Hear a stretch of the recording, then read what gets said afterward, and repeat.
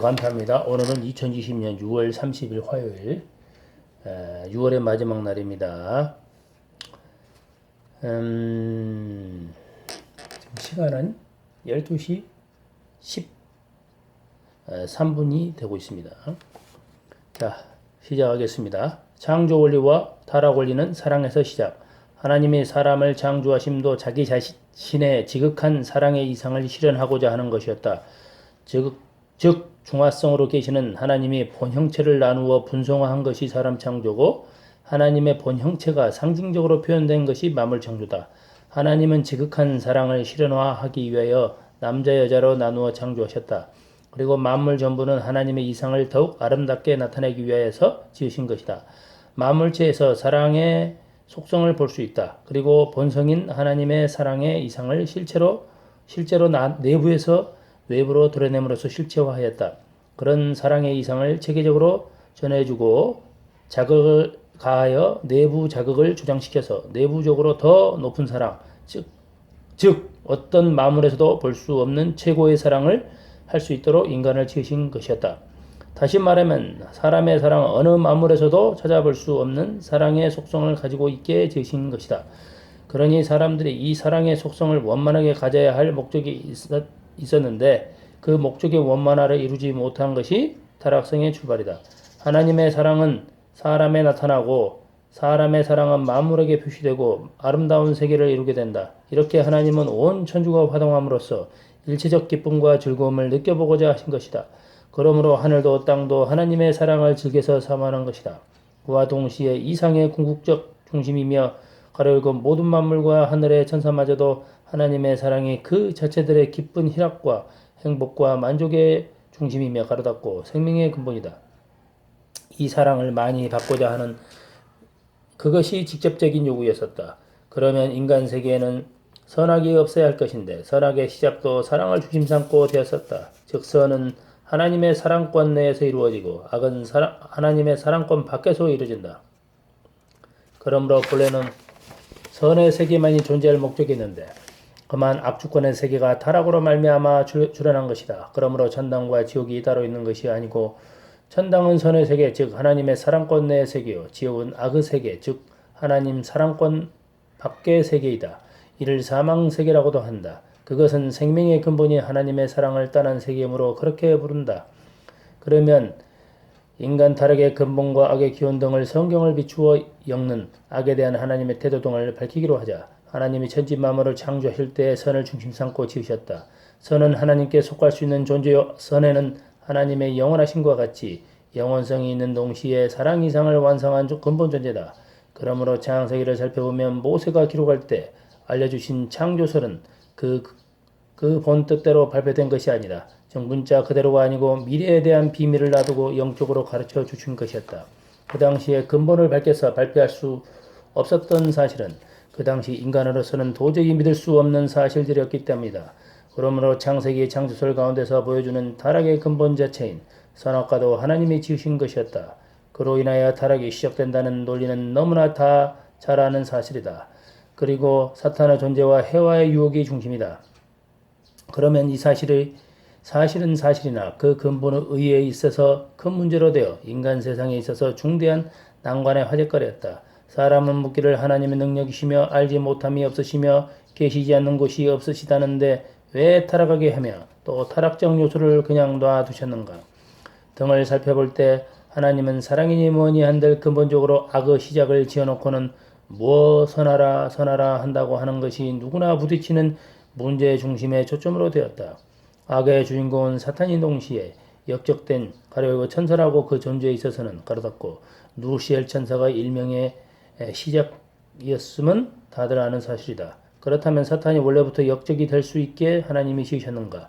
그리고 천사를 왜 주관하시지 못하였는가 하는 것이 큰 문제이다. 1. 창세기 3장 1절을 자세히 보면 여호와 하나님의 지으신 짐승 중에 뱀이 가장 강교한지라. 뱀이 여인에게 일러 말하되 하나님의 동산의 실과를 따먹지 말라고 하시더냐고 물은 것이 뱀이 인간을 타락시키는 교훈인데, 가만 보면 뱀에게 사탄이 들어가서 운운한 곳은 없다. 그러니 뱀이자 즉 사탄임을 알 수 있다. 사탄의 존재가 즉 뱀으로 표시됨을 알아야 한다. 즉 뱀은 사탄이며 사탄은 즉 루시엘이다. 그것은 뱀이라는 명사를 빌려서 유혹의 대상이 표식격에 흡사하므로 이런 표식격으로 사용한 것이지 그 자체가 뱀이 아니다. 현대 신앙자들은 그 자체가 뱀으로부터 유혹을 받게 된 줄로 알고 있지만 그것은 벌써 인간을 타락시킬 권한이 없는 존재인 천사가 가로열고 유혹하여 가로닫고 인간을 유인하는 노정을 무리하게 실시하려고 하지는 않았을 것이다.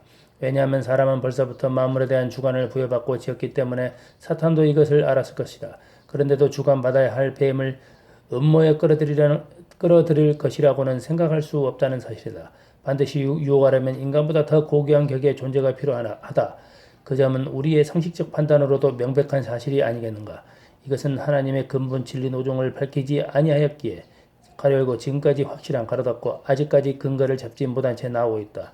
그러나 이제는 때가 되었고 세상에 복귀 노종을 실시하여야 할 시기가 다가왔다.